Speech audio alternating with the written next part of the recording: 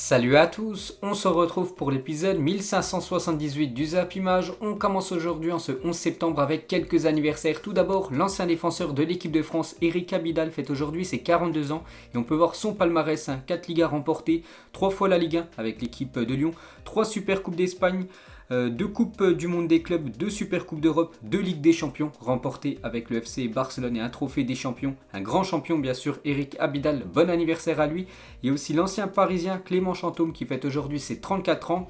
L'ancien Marseillais Jordan Ayew fête aujourd'hui ses 30 ans, le joueur ghanéen. Frank Beckenbauer, ancien très grand joueur de la Mannschaft, il fête aujourd'hui ses 76 ans. Et pour finir, l'ancien joueur de l'Inter Milan, Stankovic, qui fête lui aujourd'hui ses 43 ans. Ensuite, on va parler du match d'ouverture de cette 5e journée de Ligue 1. C'était hier soir du côté de Lorient. Lorient recevait le LOSC, dernier champion de France. Et Lille, de nouveau battu cette saison en Ligue 1. Donc Lorient s'est imposé 2-1. Donc deuxième défaite de la saison pour cette équipe de Lille. Donc un champion malmené. C'est vrai que Lille, les gars, ce début de saison, on peut dire, c'est un début de saison catastrophique quand même. 5e match de championnat pour Lille et 11 buts encaissés. N'oubliez pas que la saison dernière, ça avait été la meilleure défense à l'équipe de Lille qui avait encaissé seulement 23 buts après 38 journées de championnat. Et là, ils ont déjà encaissé 11 après seulement 5 journées. C'est incroyable. 0 clean sheet cette saison pour les Dogs en Ligue 1. Et Lille a encaissé 11 buts après 5 matchs de Ligue 1 2021-2022. Total le plus élevé pour un tenant du titre depuis l'AS Saint-Etienne en 1964-1965. Pour vous dire que la défense sombre du côté du LOSC. Et José Fonte, donc le capitaine et défenseur de cette équipe de Lille, après la défaite à Lorient hier, inadmissible bien sûr. La prestation des Lillois hier. N'oubliez pas que Lille joue mardi en Ligue des Champions et reçoivent l'équipe de Wolfsburg. On va parler cette fois-ci de Lorient. Donc eux actuellement c'est carton plein, surtout à domicile. La plus longue série de l'histoire. Donc Lorient a remporté ses 6 derniers matchs à domicile en Ligue 1. Donc parfait pour cette équipe de Lorient. Toujours avec eux, donc Lorient continue sa pêche au gros. Après avoir battu le Paris Saint-Germain en janvier 2021. Donc c'était une victoire 3-2. Lorient a enchaîné une deuxième victoire consécutive face à un tenant du titre en Ligue 1. Donc l'équipe de Lille bien sûr. Hier soir, on va parler de l'attaquant vedette, le Nigérian Terem Moffi. C'est lui qui a inscrit le but victorieux, le but du 2-1 à la 87e minute. Hier, il est impliqué sur 11 buts lors de ses 13 derniers matchs disputés en championnat. Donc 8 buts et 3 passes décisives pour l'attaquant lorientais. On peut voir qu'il a obtenu une belle note dans le journal L'équipe aujourd'hui, une belle note de 8. Et toujours avec lui, donc hier il a été flashé à plus de 36 km à l'heure. Donc c'est plus que tout autre joueur. Donc il est buteur, il va aussi très très vite, l'attaquant nigérian. Toujours avec le championnat de Ligue 1, on peut voir le programme du week-end. Donc cet après-midi, le Paris Saint-Germain reçoit l'équipe de Clermont à 17h. Ce soir, gros match Monaco contre l'équipe de Marseille. On peut voir aussi tout le programme pour la journée de demain. Et on va parler du match du Paris Saint-Germain contre Clermont cet après-midi. Et la une du journal L'équipe aujourd'hui, la paix des Braves. Donc sifflé par une partie du public lors du Paris Saint-Germain Strasbourg. Donc le 14 août dernier, Kylian Mbappé retrouve le Parc des Princes après son départ avorté au Real Madrid. L'attaquant sait ce qu'il doit faire pour retrouver une cote d'enfer, bien sûr marquée. C'est vrai qu'il va peut-être encore être sifflé cet après-midi. Kylian Mbappé, parce que vous savez que lui voulait quitter cette équipe du Paris Saint-Germain pour rejoindre le Real Madrid. Du coup ça s'est pas fait, c'est le Paris Saint-Germain qui a bloqué son transfert. Donc on va voir la réaction du public cet après-midi à l'encontre de Mbappé. Et du coup un bon résultat contre Clermont, ça veut dire donc le Paris Saint-Germain sérieux avant l'Europe, donc sous QSI, invaincu en Ligue 1 avant son premier match de Ligue des Champions. Donc ça fait 9 ans que le Paris Saint-Germain a été racheté par QSI et à chaque fois avant son premier match de Ligue des Champions, c'est 6 victoires, 3 matchs nuls, 0 défaite. Donc en gros cet après-midi ça sent bon pour le PSG contre le promu Clermontois.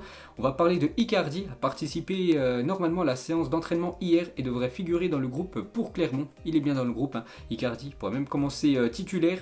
Et côté Clermontois, coup dur parce que leur meilleur buteur, donc Mohamed Bayo, n'est pas présent dans le groupe Clermontois pour affronter le Paris Saint-Germain. Le joueur souffre d'une fatigue physique conjuguée à un souci d'ordre personnel, donc il est forfait cet après-midi. Et concernant le futur adversaire du Paris Saint-Germain en Ligue des Champions, c'est mercredi, le PSG se déplace du côté de Bruges, donc balayé par la Gantoise avant la trêve. Ils avaient perdu 6-1 cette équipe de Bruges. Le club Bruges a pris le meilleur sur Ostende, donc c'était hier soir 3-0. Il prend la tête du championnat belge, donc il prépare très bien la réception de Paris mercredi. Ensuite, on va parler de l'autre match de la journée en Ligue 1. Marseille se déplace du côté de Monaco et Dimitri Payet est absent du groupe phocéen pour la rencontre face à Monaco car il souffre d'une gêne au niveau de la cuisse. Le staff du club n'a voulu prendre aucun risque, donc il est forfait. Dimitri Payet pour le déplacement du côté de Monaco. On peut voir le groupe marseillais, on peut voir que Amin Harit figure dans ce groupe pour ce déplacement. Et Monaco OM devrait se jouer devant 9000 spectateurs. Le parcage visiteur sera complet avec plus de 625 supporters de l'OM ce soir du côté du stade Louis II. Et l'arbitre de la rencontre, c'est une femme, c'est Stéphanie Frappard qui sera l'arbitre de Monaco-Marseille ce soir 21h. Et Didier Deschamps, donc le sélectionneur de l'équipe de France, assistera samedi à Monaco OM en Ligue 1. Et concernant le prochain rassemblement de l'équipe de France, donc Deschamps annoncera le 30 septembre prochain la liste des joueurs convoqués pour le Final Four de la Ligue des Nations. N'oubliez pas, les Bleus affronteront la Belgique le 7 octobre avant d'affronter l'Italie ou l'Espagne en finale ou en petite finale de cette Ligue des Nations. Ensuite, cette fois-ci, un petit coup d'œil au programme de la journée en Angleterre. Donc voilà, le programme du jour et aussi le programme pour demain. Et c'est le grand jour pour Cristiano Ronaldo. Vous savez qu'à 16h, Manchester United reçoit l'équipe de Newcastle. Et normalement, Cristiano Ronaldo devrait jouer. On ne sait toujours pas s'il va commencer titulaire ou être remplaçant.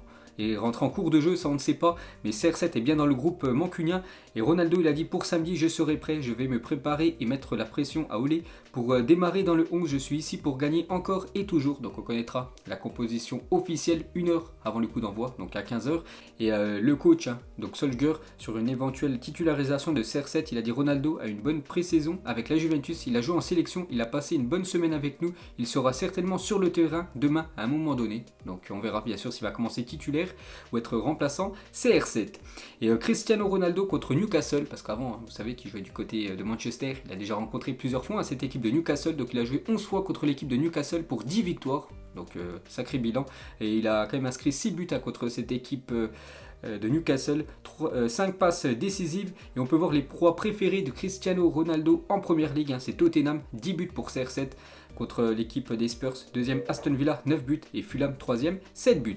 Ensuite, jetez un petit coup d'œil au programme de la troisième journée de Serie A, donc voilà tous les matchs de la journée et aussi de demain. Énorme choc ce soir, Naples contre l'équipe de la Juventus, c'est ce soir à 18h, et on peut voir le programme sinon dans toutes les autres ligues, il y a aussi Leipzig contre le Bayern Munich, le Sporting contre Porto, ce soir à 21h30, demain l'AC Milan contre la Lazio, gros week-end de football. On prend cette fois-ci la direction de l'Espagne et regardez la une du journal Marca, et c'est Eduardo Camavinga qui fait cette une, prêt pour l'action. Camavinga peut faire ses débuts demain avec le Real Madrid face au Celta Vigo. Son grand défi, parvenir à se faire une place dans le trio indéboulonnable Casemiro, Kroos, Modric. Donc normalement demain il devrait commencer titulaire parce qu'actuellement Toni Kroos il est blessé, je crois que Casemiro aussi est forfait pour le match de demain, c'est pour ça que Camavinga a de grandes chances demain de débuter avec son nouveau club madrilène. Et RTVE va ouvrir un dossier après les propos de sa journaliste Lorena González pour avoir dit hors caméra d'Eduardo Camavinga que cet homme est encore plus noir que son costume. Donc la chaîne espagnole va faire une enquête sur ses propos avant de la virer et de la sanctionner lourdement, bien sûr on espère. Donc voilà, c'est pas très cool bien sûr pour le nouveau joueur du Real Madrid. Toujours avec cette équipe du Real, donc Madrid n'a plus joué dans son stade depuis mars 2020. Et demain soir, le Real Madrid retrouve le Santiago Bernabéu. Ça fait plus de 1 an et demi qu'il jouait du côté de Valdebebas, donc le stade d'entraînement de cette équipe madrilène. Et pour le match face au Celta ce week-end, le Real Madrid a invité tous les ouvriers qui ont travaillé sur le chantier du nouveau Santiago Bernabéu.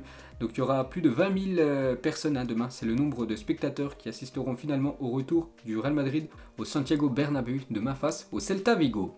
Ensuite, on va parler de l'autre Madrid, l'Atlético Madrid, et Antoine Griezmann et Luis Suarez devraient évoluer ensemble en attaque ce week-end face à l'Espagnol Barcelone.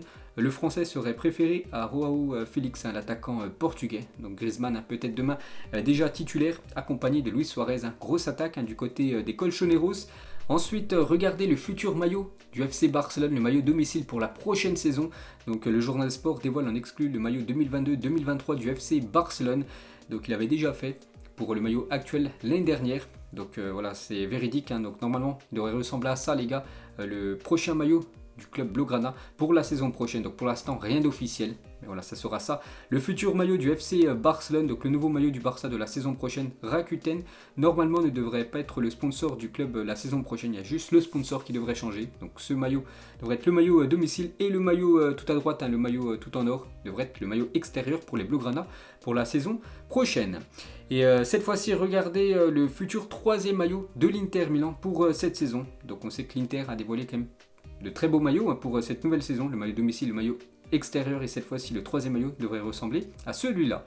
Ensuite, l'émotion de Léo Messi quand il a présenté le trophée de la Copa América au public. On peut voir toute la fierté de Léo Messi de présenter bien sûr cette Copa América, enfin ce trophée à tout le public de Buenos Aires pour le match bien sûr qui avait lieu avant-hier. Donc vraiment très très fier Léo Messi. Et vous savez qu'il a inscrit 79 buts avec l'Argentine. On peut voir contre tous les pays où il a marqué des buts. Donc par exemple, on peut voir que le Brésil a inscrit 5 buts contre la Suisse. Voilà, un pays européen, 3 buts. Contre l'Algérie, il a déjà inscrit 2 buts, Lionel Messi. Et contre l'équipe de France, 1 but aussi pour le joueur du Paris Saint-Germain. Et Léo Messi, c'est 55 triplés dans sa carrière. Cristiano Ronaldo, 57 triplés. Donc bien sûr, ils sont toujours quasiment au même niveau, les deux. Et on peut voir les 55 triplés de Lionel Messi, donc 55 ballons, donc c'est les 55 matchs où il inscrit 3 buts dans la rencontre, le joueur argentin. Et toujours avec Messi et Cristiano Ronaldo, on va faire le bilan. Voilà, par rapport au nombre de buts qu'ils ont marqués. Donc Lionel Messi, c'est plus de 932 matchs pour 751 buts et 315 passes décisives. Des énormes statistiques bien évidemment. Et Cristiano Ronaldo, plus de 1075 matchs pour 785 buts et 227 passes décisives. Les monstres du football. Ensuite, on va parler de Benjamin Mendy. Donc hier, j'avais dit qu'il passait devant le tribunal lors de ce 10 septembre. Et on en sait un petit peu plus. Mendy reste en prison jusqu'à nouvel ordre. Son procès se tiendra le 24 janvier 2022 pour une durée de 2 à 3 semaines. Une audience préliminaire a été fixée le 15 novembre prochain afin qu'il plaide coupable ou non. Donc déjà, il doit rester encore 2 mois en prison jusqu'au 15 novembre prochain. Donc là, il y aura une audience qui vont dire s'il plaide coupable ou non. Donc s'il plaide coupable, il devra rester jusqu'au 24 janvier en prison, et là il sera jugé pour les faits qui lui sont reprochés, donc dans de sales draps bien sûr, le joueur français. Ensuite, une info officielle concernant le sélectionneur turc. Donc après une succession de mauvais résultats, Şenol Güneş n'est plus le sélectionneur de la Turquie. N'oubliez pas que le dernier match de la Turquie, ça a été une grosse défaite, 6-1 du côté de Amsterdam, du côté des Pays-Bas. Donc le sélectionneur a été licencié. Ensuite, nouvelle recrue en défense du côté d'Arsenal, arrivé en provenance de Bologne, le japonais Takehiro a posé sous ses nouvelles couleurs après son retour de trêve internationale. Il pourrait même commencer titulaire cet après-midi à 16h. Arsenal reçoit l'équipe de Norwich, victoire obligatoire, c'est le dernier qui reçoit l'avant-dernier. Ensuite, une déclaration du coach parisien Mauricio Pochettino. Il a dit: ce n'est pas parce que je suis là que je dis ça, mais avant on disait que la Première Ligue était la plus attractive. Aujourd'hui, la Ligue 1, pas seulement pour les stars, mais avec le type de jeu, la Ligue 1 se bat avec la Première Ligue en termes d'attractivité. Donc voilà ce que dit un Pochettino, qu'actuellement, niveau attractivité, la Ligue 1 c'est au même niveau que la Première Ligue. Ensuite, on va parler des 2 gardiens du Paris Saint-Germain. Donc cet après-midi, normalement c'est Donnarumma qui devrait commencer titulaire. Et Keylor Navas vit toujours assez mal l'arrivée de Donnarumma à Paris et ne penserait pas que son statut de numéro 1 serait aussi vite remis en question. Sergio Rico lui vivait très mal cette situation, relégué au 3e rang des gardiens. Donc d'après l'équipe, on peut voir qu'il y a plusieurs conflits du côté du Paris Saint-Germain, surtout avec les gardiens. Il y a 2 énormes gardiens, Navas et Donnarumma, et bien sûr Pochettino à chaque fois doit faire un choix, et bien évidemment ça fait un déçu à chaque fois.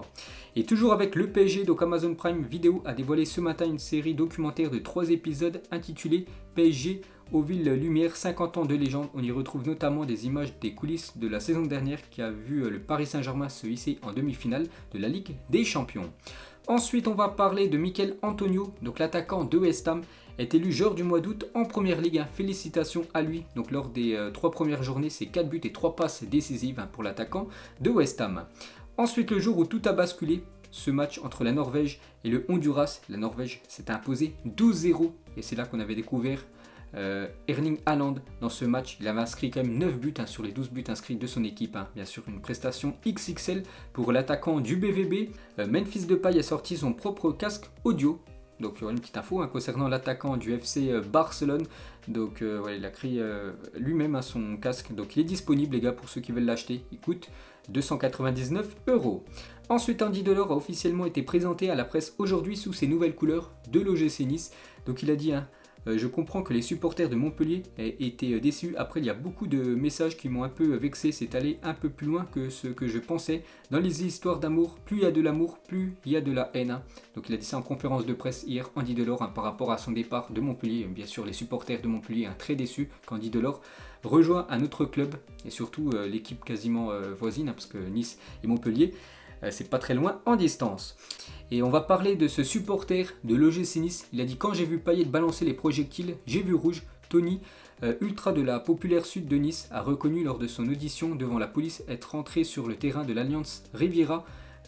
Quand il a vu surtout Dimitri Payet, vous vous souvenez, il a reçu une bouteille, il avait jeté la bouteille sur les supporters niçois dès qu'il a vu ça, donc il a vu rouge. C'est pour ça que lui et quelques supporters niçois sont rentrés sur la pelouse. Ensuite, on va parler de l'AC Milan et suite aux protestations de la Curva Sud, donc c'est un groupe de supporters de l'AC Milan. Donc le club de Milan a décidé de baisser le prix des billets pour la Ligue des Champions parce que l'AC Milan en fait a augmenté énormément les prix pour regarder les futurs matchs de la Ligue des Champions, vu que l'AC Milan en plus est dans le groupe de la mort. Donc du coup, bien sûr, ça n'a pas plu aux supporters, donc ils ont protesté et on peut voir que du coup l'AC Milan a redescendu le prix des billets. Ensuite, on va parler de la Ligue des Champions féminine et on peut voir les 4 pots pour cette future saison de Ligue des Champions. Donc par exemple, le Paris Saint-Germain, dernier vainqueur du championnat de première division, est dans le pot 1 avec le Barça, avec le Bayern et Chelsea, et l'équipe de Lyon est dans le pot 2. Toujours avec le football féminin, regardez la liste pour les 2 prochains matchs de l'équipe de France, donc contre la Grèce et contre la Slovénie. Donc transférée à l'étranger cet été, Eugénie Le Sommer n'est pas dans la liste de Corinne Diacre pour les matchs face à la Grèce et la Slovénie. Même chose pour Amandine Henry. Donc voilà la liste des joueuses convoquées pour les 2 prochains matchs. On va parler de Dani Alves. Et Sao Paulo se sépare, le club brésilien est au conflit salarial avec le joueur, il lui doit plus de 1,8 million d'euros. Voilà, vu qu'ils ont de gros problèmes financiers, ils ont du mal à payer son salaire, donc du coup il résilie son contrat avec l'équipe de Sao Paulo. On entend des rumeurs que Dani Alves pourrait revenir en Europe et peut-être signer du côté du FC Barcelone. Ensuite, on va parler de l'ancien joueur du Brésil, Romario, a été hospitalisé en urgence dans le sud de Rio de Janeiro. Il s'est fait retirer la vésicule. L'opération s'est bien passée pour l'ancien joueur de la Seleção, donc bien sûr un bon rétablissement à lui. Une déclaration de Wesley Fofana, lui aussi actuellement blessé, vous savez que c'est blessé grièvement lors d'un match de pré-saison contre l'équipe de Villarreal, donc actuellement toujours au repos. Donc l'OM restera toujours un rêve, c'est le club de ma ville, le club que je supportais en étant petit et que je supporte toujours quand je regarde un match de l'Olympique de Marseille. Je suis comme un fan, je crie, chante, peut-être que ça arrivera un jour qu'il évolue du côté de ce club de Marseille. Ensuite, une déclaration de Rudy Garcia, il a dit: j'attends un projet en Angleterre ou en Espagne, après en Italie et en France bien sûr. Tant de clubs m'ont voulu, mais ça ne m'intéressait pas d'aller dans une équipe qui ne joue pas la Ligue des Champions ou qui n'a pas les moyens pour s'y qualifier. Donc vraiment, il vise une top équipe, on peut voir Rudy Garcia, il ne veut pas une équipe de seconde zone, donc c'est pour ça qu'il a pris aucun club pendant le dernier mercato. Ensuite, la déclaration de Neymar et surtout son coup de gueule après les critiques à son égard. Je ne sais pas quoi faire pour mériter plus de respect. C'est que Neymar, c'est quand même un joueur souvent critiqué. Il en a marre d'être tout le temps critiqué, bien sûr, partout, le joueur brésilien. Ensuite, une photo de Sergio Busquets, le joueur espagnol, avec ses 2 fils, tout habillés, avec les couleurs bien sûr du FC Barcelone. Kakuta sur Jonathan Klaus, donc le défenseur droit de cette équipe de Lens. Il s'est transformé en David Beckham, il a activé le mode Beckham, c'est devenu un de nos points forts. C'est que Jonathan Klaus, donc un joueur qu'on parle très peu, mais il est très bon les gars, et surtout il a marqué je crois un magnifique but sur coup franc, c'est pour ça que Kakuta le compare à David Beckham. Ensuite, on va parler du championnat de national, donc la 3e division française. Et hier soir, il y a eu plus de 30 buts qui ont été inscrits en seulement 8 matchs de national. Annecy a notamment battu le Red Star 6-0 et prend la tête du classement après 6 journées. Bourg-en-Bresse s'est imposé 6-1 sur la pelouse de Créteil. On peut voir tous les résultats, c'est énorme quand même, 30 buts.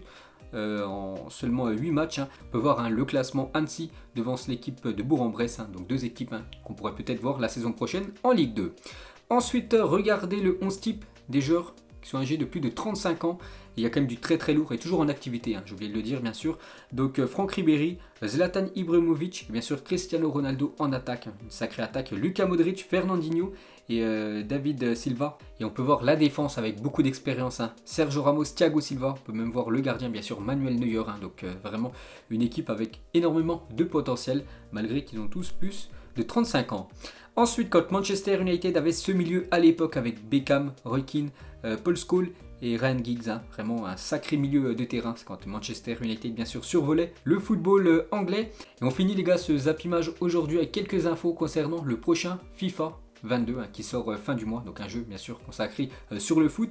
Donc déjà la carte de Théo Hernandez hein, sur FIFA 22, regardez cette carte monstrueuse hein, pour le défenseur de l'AC Milan, on peut voir qu'il a une note de plus de 93 en vitesse, bien sûr il est très rapide. Hein. Le joueur de l'AC Milan, on peut voir aussi la carte d'Eduardo Camavinga sur le prochain FIFA 22. Jude Bellingham a aussi dévoilé sa carte, une note de 79, hein, il prend quand même un plus 10 en note générale, le jeune anglais. On peut voir aussi les notes de Berardi et de Barella, deux joueurs italiens. Et officiel, la première division indienne est présente sur FIFA 22. Voilà, s'il y en a qui sont intéressés, bien sûr, hein, elle sera présente, hein, cette division indienne. On peut voir que River Plate et Boca Juniors seront présents et sous licence sur FIFA 22. La première division brésilienne est présente sur FIFA 22, mais avec des noms génériques, pas officiels et ne sera pas sur le mode FUT. On peut voir aussi que la première division italienne est sous licence sur FIFA 22. Seuls 4 clubs ne seront pas licenciés. Donc l'équipe de la Juventus hein, qui va s'appeler Piemonte Calcio, l'équipe de l'Atalanta Bergame qui s'appelle Bergamo Calcio, l'équipe de la Lazio qui s'appelle Latium et l'équipe de l'AS Roma qui s'appelle Roma FC. Voilà, concernant le championnat italien. Et on peut voir aucune nation africaine ne devrait être ajoutée selon certaines rumeurs sur FIFA 22. Donc il y en a beaucoup qui espéraient que l'Algérie soit dans ce prochain FIFA 22.